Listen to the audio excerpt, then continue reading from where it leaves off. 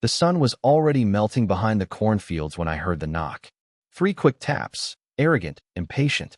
My son-in-law, Caleb, never waited more than 2 seconds before barging in. I wiped the grease from my hands, stepped out of my workshop, and saw him leaning against my old silver trailer like he owned it. "Eugene," he said with that forced smile of his, "you don't need that thing anymore. It's just collecting dust. My trailer. My home. My last piece of freedom. I bought it 40 years ago with the money I earned fixing engines and working double shifts. I'd taken my late wife, Mary, across 3 states in that trailer when we were young. We'd watched sunsets from its door, cooked soup on its tiny stove, and fought about silly things just to make up in the morning. Every dent, every scratch had a story. I stared at Caleb, and my hands started trembling, not from anger, but from what I saw in his eyes, greed. "I'll decide what I need," I said quietly. He laughed, that kind of laugh that doesn't reach the eyes. "Come on, Eugene. Be reasonable. You're living in the past. We're getting you a room in the back of the house. You'll be comfortable." Comfortable. That word stung worse than any insult. Comfortable meant useless. Me, sitting in a chair, watching life slip by while he and my daughter controlled everything. Even the memories I was allowed to keep. "Leave the trailer," I said firmly. "It's not for sale. It's not yours." He sighed and turned toward his truck. "You're stubborn, old man.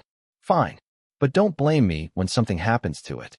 2 days later, I walked out to find tire tracks leading away from my workshop. The trailer was gone. For a moment, I couldn't breathe. The yard looked empty, hollow, like a grave without a name. I felt my chest tighten, but I didn't call the police. Caleb thought he was smart, doing it quietly, thinking I wouldn't fight.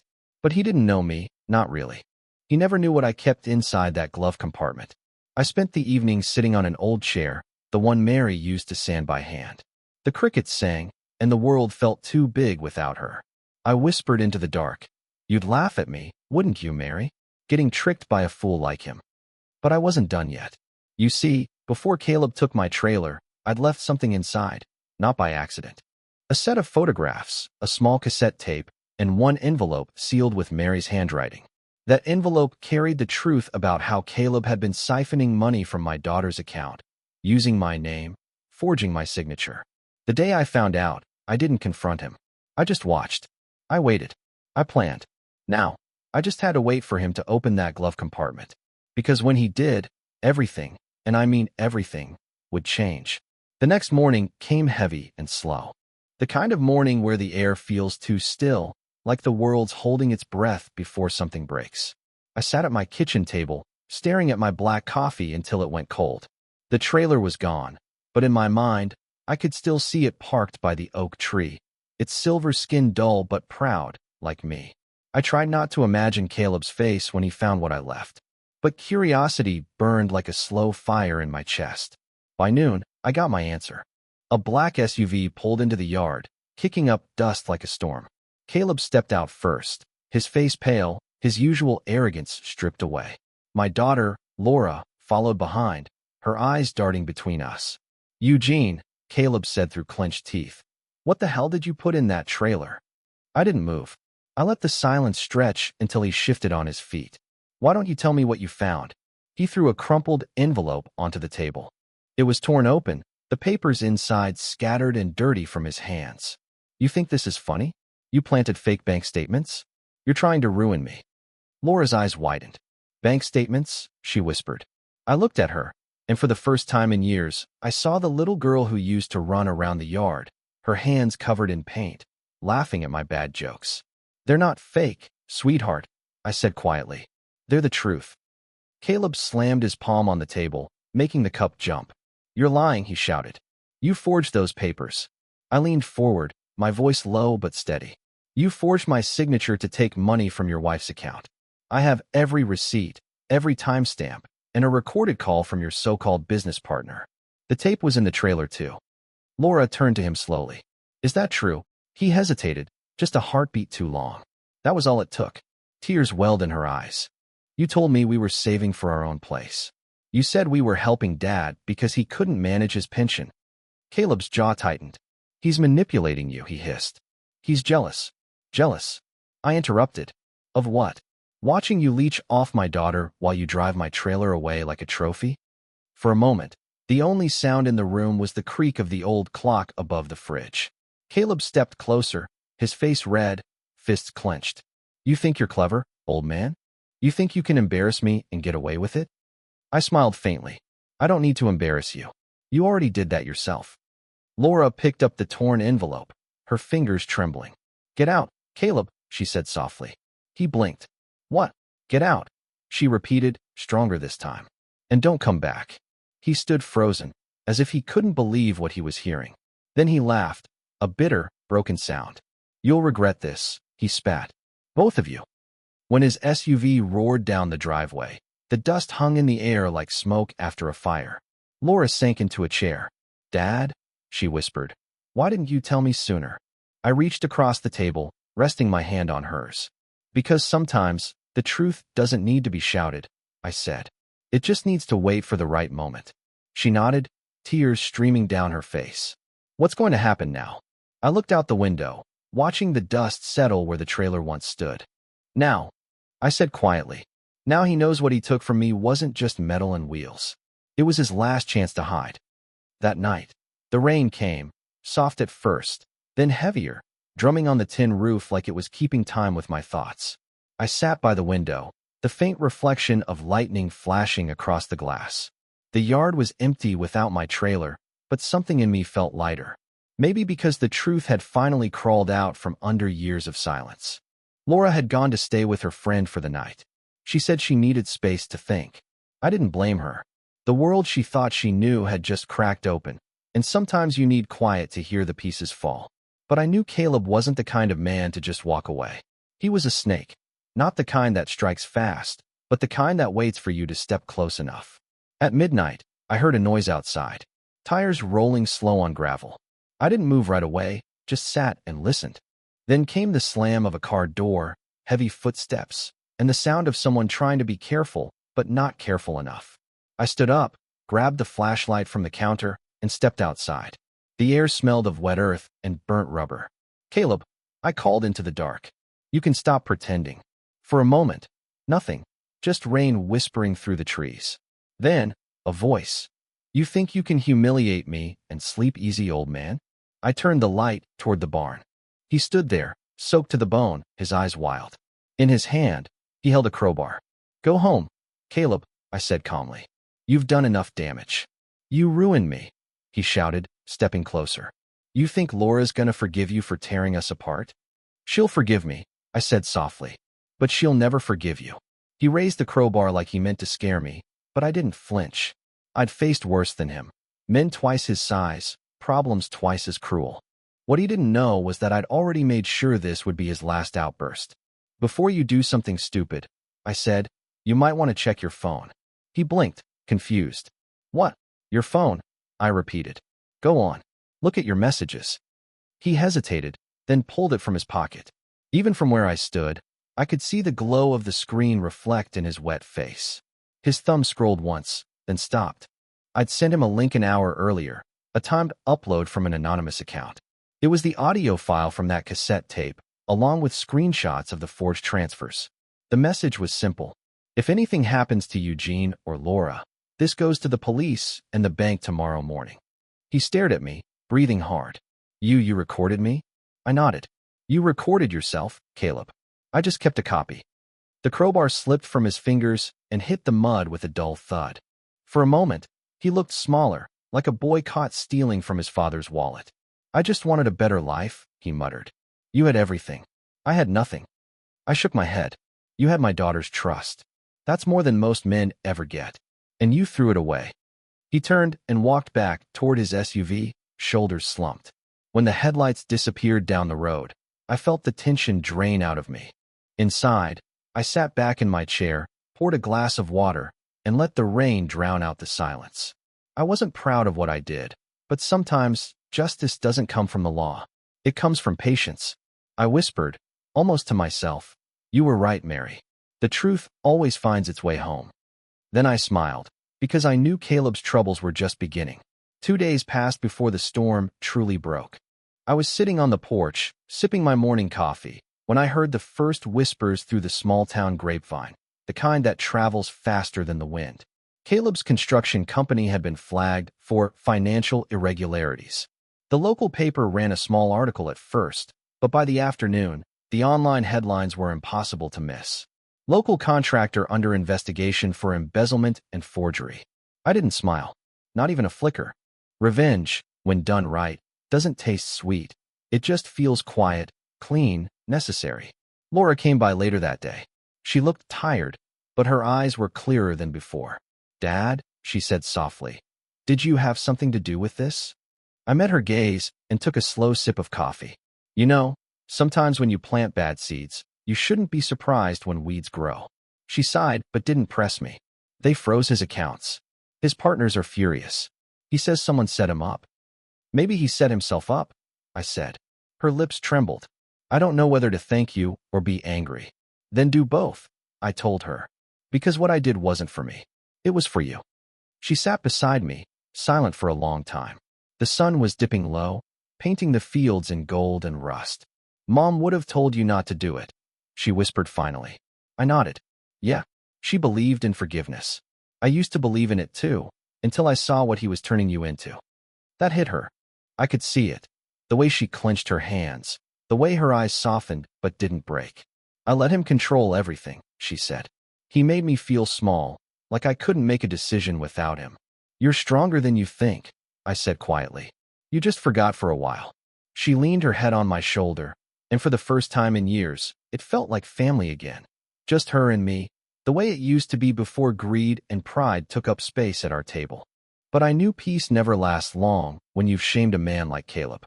He was the kind of person who couldn't stand losing, especially to someone older, poorer, and quieter. That night, I got a call from an unknown number. I didn't answer, but I listened to the voicemail later. His voice was slurred, angry, desperate. You think this is over, old man? You destroyed my life. You took everything from me. I'm not done. You'll see.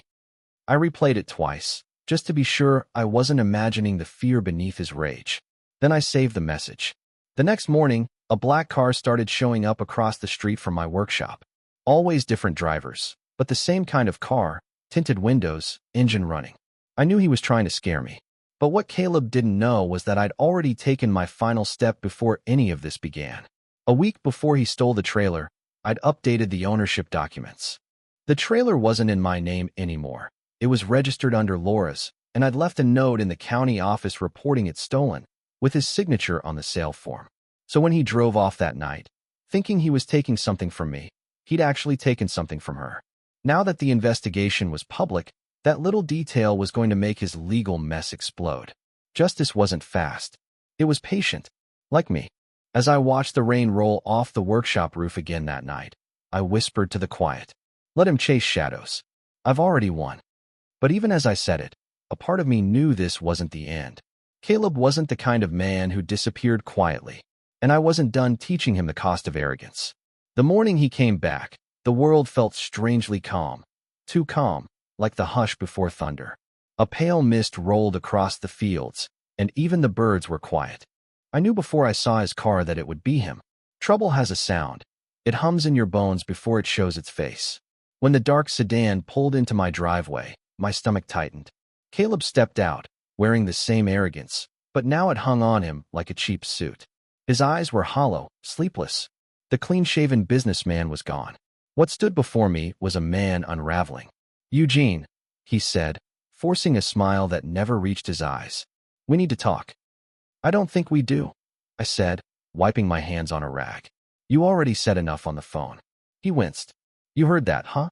I wasn't myself. You know how it gets when everything falls apart." I leaned against the fence, studying him.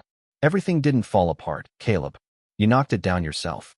He stepped closer, lowering his voice. "Listen, the bank froze my assets, my business partners left me, and Laura won't even answer my calls. You've got to help me. Tell her this isn't what it looks like." My jaw tightened. "You forged my name to drain her account. You lied to her, stole from her, and took the only thing that meant something to me. What exactly is it supposed to look like?" He looked around, as if the trees might answer for him. "You think you're a saint, don't you? Always preaching honesty and patience while you destroy my life behind the scenes." Destroy. I repeated. You did that the day you started treating people like property. You didn't just take my trailer, Caleb.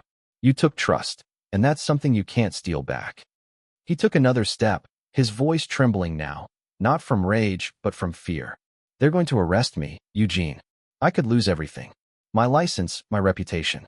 If you retract your statement, if you say it was a misunderstanding. I didn't make any statement, I said quietly. The truth did. For a moment, the silence between us was unbearable. The wind stirred the dust at our feet, and the sound of an old weather vane squeaked in the distance. Then his voice cracked. You don't understand. You think this is justice, but this is revenge. You're no better than me. I met his eyes, tired, angry, broken, and said softly, You're wrong. The difference is that I'll be able to sleep tonight. He stared at me for a long moment, then laughed, low, bitter, almost hysterical. You think this is over, old man. You think you've won. But you've got no idea what's coming. He turned, slammed the car door, and sped off down the dirt road, the roar of the engine fading into the mist. I stood there long after he was gone, listening to the echo of his threat. Maybe he meant it. Maybe he was bluffing.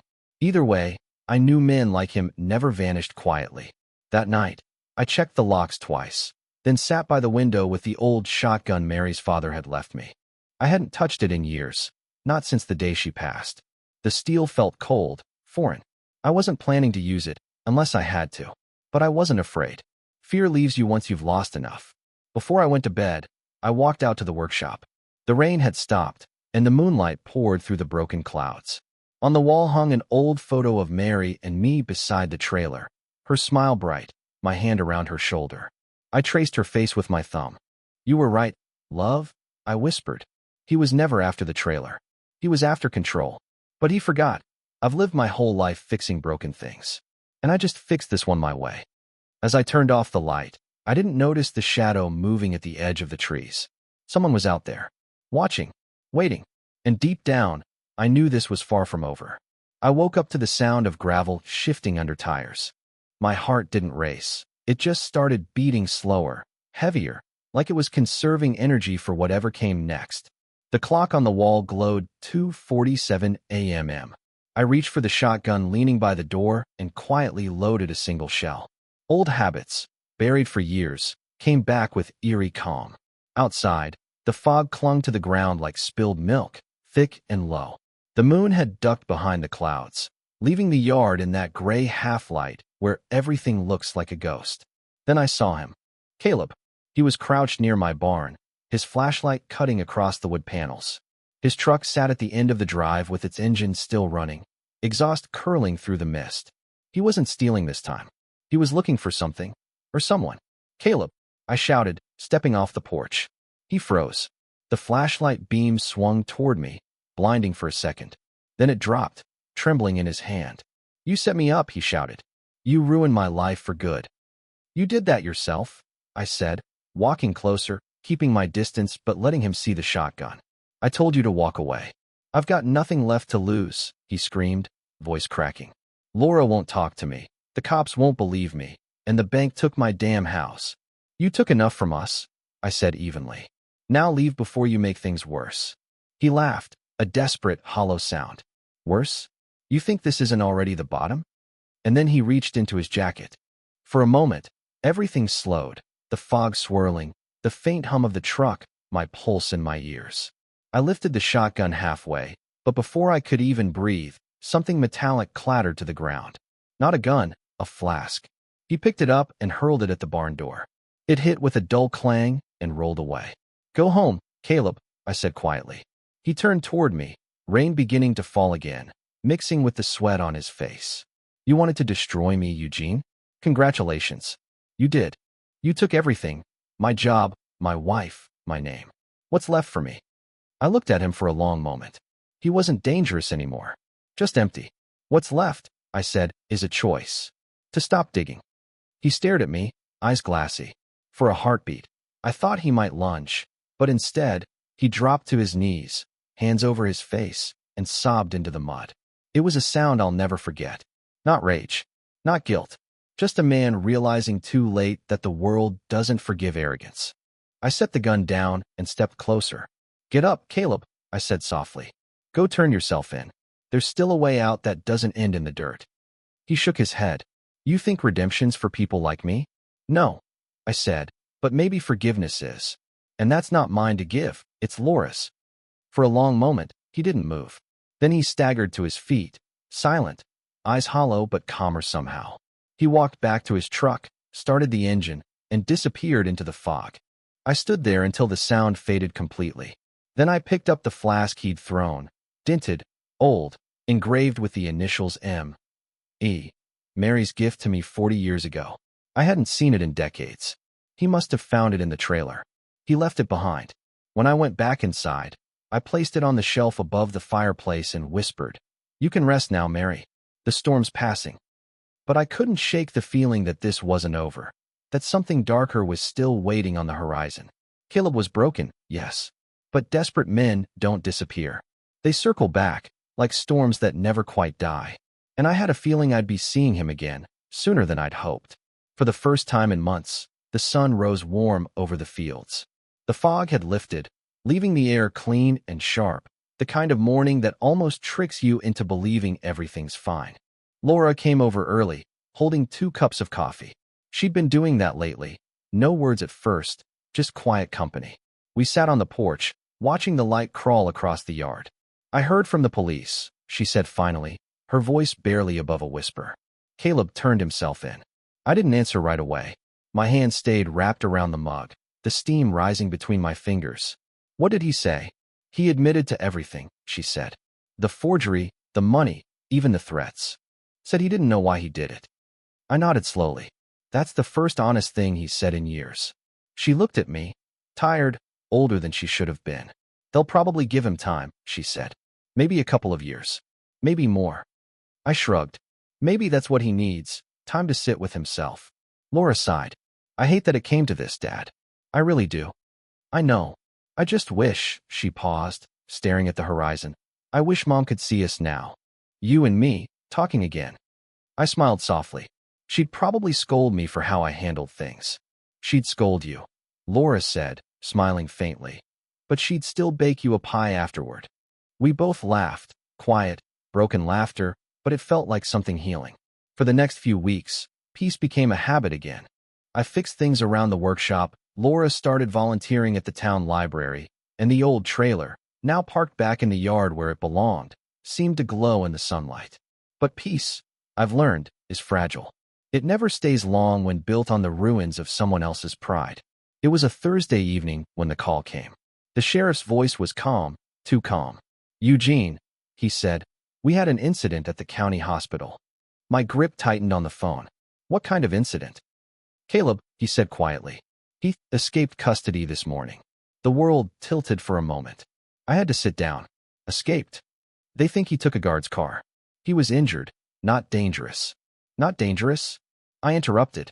You've got no idea what he's capable of. We're looking for him, the sheriff said. Just keep your doors locked. We'll find him soon. After he hung up, I sat there in silence, the house suddenly too quiet. The ticking clock felt like a hammer in my ears. I walked to the window and looked out at the yard, the same yard where he'd once stood with a crowbar in his hand, the same barn he'd tried to break into. The sun had already set, the last light bleeding away behind the trees. Then I saw it. At the far end of the driveway, half hidden by the dark, a set of headlights. Not moving, just watching. My pulse slowed. My breath deepened. Not tonight, I whispered to myself, grabbing the shotgun from behind the door. Laura's face flashed in my mind. Her smile, her peace, her fragile hope. I wasn't going to let him take that away again. Not this time. The headlights turned off. The night swallowed the road whole. And I knew. The storm had come back for me. The wind picked up that night, carrying with it the faint smell of rain and gasoline. I sat by the window, shotgun resting on my knees, eyes fixed on the darkness beyond the driveway. Every few minutes, I'd see a flicker, the glint of metal, or maybe just my mind playing tricks. But I knew better. Caleb was out there. It wasn't fear that filled me. It was something colder, heavier. A tired readiness. I'd already lost too much to let him take anything else. Hours passed. Midnight crept in. Then, faintly, came the crunch of boots on gravel. Slow, deliberate. I stood, moving toward the door without turning on the lights. The handle was cold under my hand. "Caleb," I said quietly through the wood, "you don't have to do this." Silence. Then, from the other side, a voice, rough and broken. "I didn't come here to hurt you, Eugene." I opened the door just a crack. His face was pale in the moonlight, eyes hollow but strangely calm. His clothes were soaked, mud on his sleeves. "You escaped custody," I said. "You realize what that means?" He nodded. "Yeah, it means I got nothing left but words." He took a shaky step closer, hands raised. "I didn't come for revenge. I came because I needed to see the man who beat me, without ever raising a hand."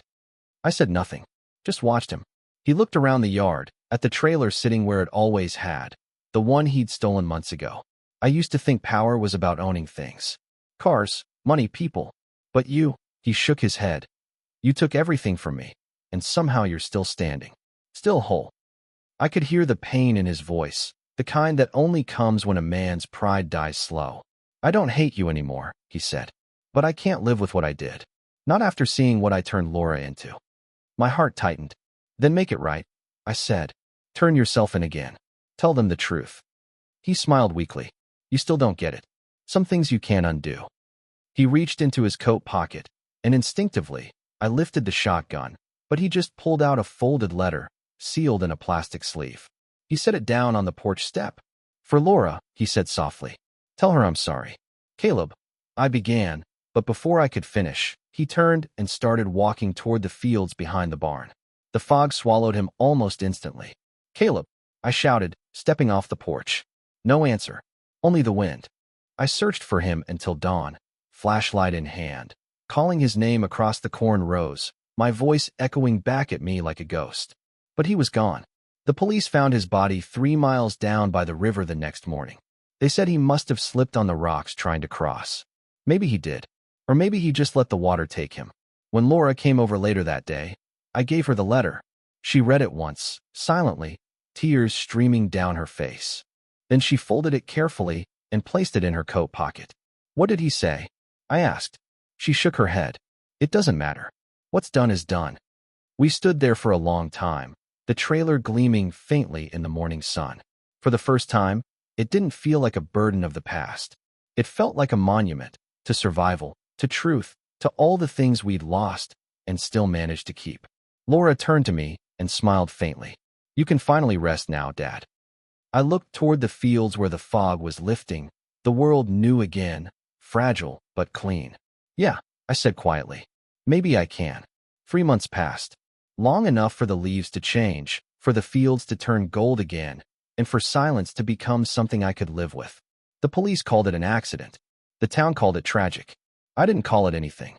Caleb's death wasn't something to celebrate, and it wasn't something to mourn either. It was just the end of a story that had been rotting for too long. The first few weeks, reporters tried to get a comment. Local mechanic exposes embezzlement scheme. They wanted a hero's quote, something clean and proud. But there's nothing heroic about watching a man drown in his own choices. So I stayed quiet. Laura sold their old house, moved back into town. She started working full-time at the library, joined a community garden, even laughed sometimes. Every Sunday, she brought coffee and pie, like her mother used to. Those mornings were my favorite part of the week, the kind where the world feels almost normal. We didn't talk about Caleb much. When we did, it wasn't with bitterness anymore. Just a kind of sad acceptance, like talking about a storm that used to flood the valley but now only lives in memory. Still, every night before bed, I'd find myself glancing at the photo of Mary and me by the trailer. The same trailer Caleb once stole, now freshly polished, repainted, standing proud again by the oak. I'd fixed it up with my own hands. Maybe it was my way of forgiving myself. Maybe it was just something to do. Then, one evening, a letter came in the mail. No return address, just my name in uneven handwriting. For a moment, I froze. The envelope looked familiar, same kind of paper Caleb used for invoices. Inside was a single folded sheet. It wasn't from Caleb, but from one of his old partners. The man thanked me, said the investigation had cleaned out the rot in their company, that Caleb's exposure saved others from losing everything. At the bottom, there was a single line. "He told me once that you were the only man he ever truly feared, because you never raised your voice, but always meant what you said." I I sat there for a while, staring at those words until the sun dipped below the fields. Fear. No, it wasn't fear. It was respect, the kind that comes too late to matter. That night, Laura and I had dinner on the porch. The air smelled of cut grass and wood smoke. She was smiling again, her face lighter, freer. "Dad," she said softly, "what are you going to do now?" I looked toward the trailer, its metal catching the last light of sunset. "Maybe I'll take it for one last trip," I said. "Mary always wanted to see the coast." Laura smiled, a tear catching the light. "Then you should go? She'd like that." We sat there in silence, listening to the crickets. The kind of silence that isn't heavy anymore, just peaceful. When she left that night, I walked out to the trailer and opened the glove compartment, the same spot where it had all started. Inside, I kept a few mementos: Mary's necklace, a folded map, and one small photograph of the three of us. Me, Laura, and Caleb, before everything went wrong. I stared at that picture for a long time. Then I placed it back carefully and whispered, "Rest easy, son. I hope you finally found your peace." The wind rustled through the fields, soft and forgiving. And for the first time in years, I truly believed that maybe, just maybe, the storm was finally over. The morning I decided to leave, the sky was clear, the kind of blue you don't see often anymore, soft and endless. The world felt quieter, like it was giving me permission to go. I'd spent too long standing still, guarding ghosts, replaying what-ifs. Now, it was time to move again. I packed light, just a duffel, a thermos of coffee, a few old photos, and the necklace Mary used to wear every Sunday. The trailer, my companion through decades of storms, stood gleaming in the sunlight. It looked different now, not like something burdened by the past, but like something reborn. Laura came over just as I was checking the hitch. She smiled through tears. "You're really doing it," she said. "Yeah," I replied, tightening the latch. "Figured it's time I kept my promise." "What promise?" I looked at her and smiled. "Your mother always wanted to see the ocean again. I told her I'd take her back there someday." She wiped her eyes. "Take her with you, Dad." "I already am," I said, tapping my chest. We hugged, long and silent. The kind of hug that says everything words can't. When she stepped back, she tucked something into my hand, a folded letter. "From me," she said softly. "Don't open it until you get there." I nodded, not trusting myself to speak. The road stretched out in front of me, endless and golden. As the trailer rolled behind me, I watched the house disappear in the rearview mirror, smaller, softer, until it was just a speck swallowed by the horizon. Miles passed. Towns gave way to open fields, and open fields to rolling hills. I stopped once at a diner, the kind with a jukebox that still worked and coffee that burned your tongue. The waitress called me sir, with a smile that reminded me of Mary in her younger days. By the time I reached the coast, the sun was already dipping low, turning the sky into a canvas of pink and fire. The sound of the waves hit me like a memory. I parked the trailer near the bluff and stepped out into the wind. For a long moment, I just stood there, listening. The ocean roared, wild and alive, and I felt something loosen inside me. The years, the guilt, the quiet weight of things left unsaid. I took Mary's necklace from my pocket and held it up to the light. "We made it," I whispered. "You can rest now." Then I walked down to the water's edge and let the necklace slip from my hand. It caught the last ray of sunlight before disappearing into the surf. Back inside the trailer, I finally opened Laura's letter. "Dad, you spent your whole life fixing things. Engines, people, even broken hearts. But you don't need to fix anything anymore. You already did. You saved me. You taught me that silence doesn't mean weakness, and kindness doesn't mean letting others walk over you. Mom would be proud. I am too. Come home when you're ready, or stay out there as long as you need. Either way, I'll keep the porch light on. Love, Laura." The paper trembled in my hands. I laughed softly, not from joy, but from the simple relief of finally being seen. As night fell, I sat in the trailer doorway, watching the moon rise over the water. The same trailer Caleb once called useless. The same one that held every piece of my life. It wasn't useless. It had carried love, loss, pain, and redemption, and now it was carrying peace. I whispered into the dark, "Good night, Mary. Good night, Caleb. Good night, Laura." The wind answered softly, the sea breathing steady below. And somewhere between the sound of the waves and the hum of the old engine cooling, I realized The road doesn't always lead somewhere new. Sometimes, it just brings you back to yourself. The ocean had a way of keeping secrets. Waves rolled in endlessly, each one whispering something I couldn't quite hear, something I wasn't sure I was ready to understand. It had been 3 months since I left home. The trailer and I had seen it all again. The mountains, the plains, the small towns that still remembered kindness.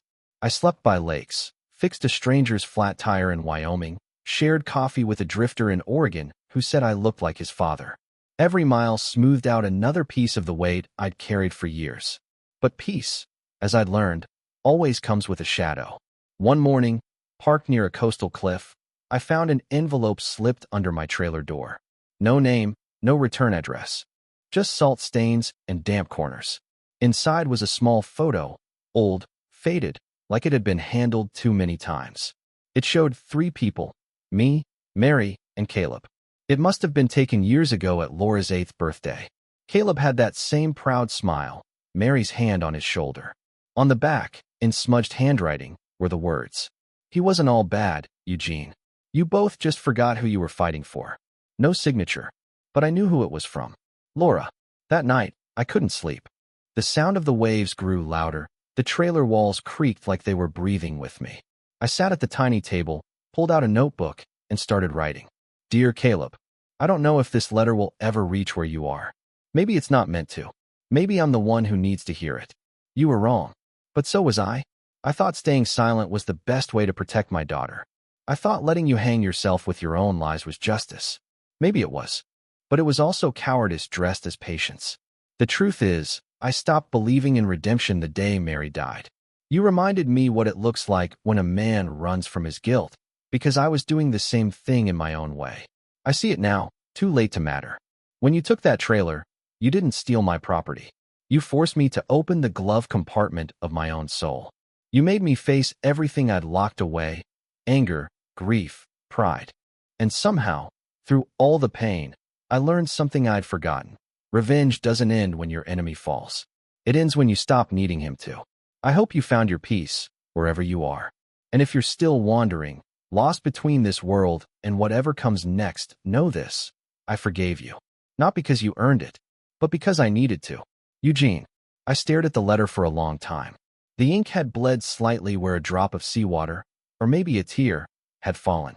I folded it carefully and tucked it into the glove compartment. The same place everything had begun. Outside, dawn was breaking, pink and gold spilling over the horizon. I stepped out, the cold breeze biting at my skin, and looked out at the endless sea. There's something about the ocean that reminds you how small you are. How nothing you carry, anger, love, regret, lasts forever. Everything dissolves eventually, even pain. Later that day, I decided to head back home. Not because I needed to, but because I wanted to see Laura again. Maybe plant a few apple trees in the yard, the way Mary always wanted. The drive back felt different. Every road that once carried sorrow now felt lighter, like the world was gently closing the wound. I passed fields turning amber in the fall, saw kids playing by roadside diners, and thought, life goes on, whether you're ready or not. When I finally reached town, Laura was waiting outside the house. She smiled when she saw the trailer. You actually made it back, she said, half laughing, half crying. Didn't I promise? I said, stepping out. She looked older now, not by age, but by strength. How was it? Beautiful, I said simply. Quiet. She would have loved it. Laura hugged me tightly. I missed you, Dad. I missed me too, I said softly. We stood there for a long while, the evening light wrapping around us. The trailer gleamed behind me like a ghost finally laid to rest. Later that night, after she'd gone inside, I took a walk to the barn. The smell of oil and sawdust greeted me like an old friend. Everything was still, the way it had been before the storm began. On the workbench lay the flask Caleb had dropped months ago, still dented, still engraved with Mary's initials. I picked it up and smiled. Guess you found your way home too, I whispered. For a moment, I thought I heard footsteps behind me, soft, light, almost familiar. When I turned, there was no one there. Just the open door and a faint breeze carrying the scent of salt and rain. Maybe it was my imagination. Maybe it wasn't. Before heading inside, I looked up at the night sky. The stars shimmered faintly through the clouds, like they were winking back. Mary, I said quietly. I kept my promise. I walked back to the house, the trailer resting under the oak, the world at peace again. And for the first time in all those long, weary years, I didn't feel like a man haunted by what was taken, but a man finally ready to let go. Epilogue. A few weeks later, Laura placed a small plaque beside the trailer. It read, "For Mom and Dad, who taught me that forgiveness is the longest road, but the only one worth taking." Every evening, when the sun dipped low, the trailer caught the light just right, silver, golden, alive. And somewhere, I like to think, Mary was smiling. Because in the end, the road didn't lead to revenge. It led home. A full year had passed since the day I came home from the ocean. The apple trees I planted that spring had already started to bloom, small, fragile blossoms trembling in the wind, just like life itself. Laura visited every Sunday, bringing new books from the library and homemade jam that never tasted as good as her mother's, though she tried her best. The trailer still sat under the old oak tree, silver skin glowing softly in the morning light. Sometimes I'd catch my reflection in it and almost not recognize the man looking back. Older, quieter, but somehow lighter. The kind of man who had learned that revenge and forgiveness were just two sides of the same tired coin. Life had settled into something simple, predictable, peaceful, until that morning. It was early, barely past 6, when I saw him.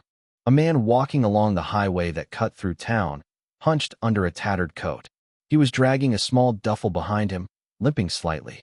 From a distance, he looked like 100 other lost souls who passed through our little corner of the world. But something in the way he walked made me pause. Slow, careful, familiar. I was on my way to the gas station, but as I drove past him, I felt something twist in my gut. I slowed down, pulled over, and waited. The man stopped, squinting through the sunlight. When he got closer, my breath caught. It wasn't Caleb. Of course, it couldn't be. I'd buried that chapter long ago. But for a split second, the resemblance was uncanny. The same shape of the jaw, the same tired, restless eyes. He came up to my window. "Mornin'," he rasped. "Morning," I said carefully. "Need a ride?" He nodded once. "Just to the next town. Bus station, if it's no trouble." I unlocked the passenger door. "Hop in." He climbed inside, his coat damp, his hands trembling slightly. He smelled like rain and road dust, the scent of someone who'd been running for too long. "Name's Daniel," he said. "Eugene." We drove in silence for a while. The hum of the engine filled the space between us. He stared out the window, eyes tracing the endless fields. "Been traveling long?" I asked finally. He nodded. "Too long. Looking for work. Maybe a place to start over." Something in his voice, that quiet defeat, reminded me too much of Caleb in those last weeks before everything fell apart. "What did you do before this?" I asked. "Construction," he said after a pause. "Used to run my own crew. Made good money, good reputation. Then made some bad choices. Lost it all." I gripped the steering wheel tighter. My chest felt hollow. "People make mistakes," I said quietly. He chuckled bitterly. "Some mistakes follow you like ghosts, old man." I didn't answer. When we reached the next town, I pulled up by the small bus station. He opened the door, then hesitated. You remind me of someone," he said. "Someone I used to know." Yeah. He was a decent man. Too decent. I hurt him bad. Never got the chance to make it right." He looked down at his hands, rough, scarred, and for a moment, I thought I saw Caleb again. Not his face, but his guilt. I reached into the glove compartment, pulled out a folded map, and handed it to him. "Here," I said. "Take this. It's an old route, leads to the coast. Best sunsets you'll ever see." He took it carefully, like it was something sacred. "You been there?" "Once," I said. "It helped me remember who I was." He nodded slowly, eyes softening. "Maybe I'll go see for myself." Before he stepped out, he turned to me. "Hey, Eugene." "Yeah. Thanks for stopping." He walked away, the duffel dragging behind him. I watched him until he disappeared through the glass doors of the station. And for reasons I still can't explain, I sat there for a long time, heart beating steady, eyes stinging. Maybe it was him. Maybe it wasn't. Maybe it didn't matter. When I finally drove home, the road looked different. Softer somehow. Lighter. That evening, Laura stopped by. We ate on the porch, watching the sun dip behind the trees. "You look quiet tonight," she said, smiling. "Even for you." "Just thinking," I said. About what? About ghosts, I said simply. How sometimes they come back not to haunt us, but to see if we're still angry. She tilted her head. And are you? I thought about it. No, I said. Not anymore. She reached over and squeezed my hand. Then I guess you're finally free. I nodded, the corners of my lips lifting. Yeah. Feels strange, doesn't it? Peace. She laughed softly. You deserve it, Dad. When she left, I walked out to the trailer. The air smelled like fresh rain. I sat on the steps, watching the stars blink awake one by one. For the first time, I didn't feel like I was guarding the past. I felt like I was standing beside it. The trailer, the trees, the house, even the quiet hum of the night, all of it felt whole again. I opened the glove compartment. Inside, along with the letter I'd written to Caleb months ago, I placed something new, a small note on a torn page. If you ever find this, whoever you are, remember, redemption isn't found by running. It's found by stopping. I folded it and left it there. Maybe one day, some traveler like Daniel would open it. Maybe it would mean nothing. Or maybe it would mean everything. As the wind rustled through the fields, I closed my eyes and listened. The world was quiet. The ghosts had finally gone to sleep. And for the first time in my long, stubborn life, I realized something simple. Revenge ends when the heart does, but forgiveness keeps living long after we're gone.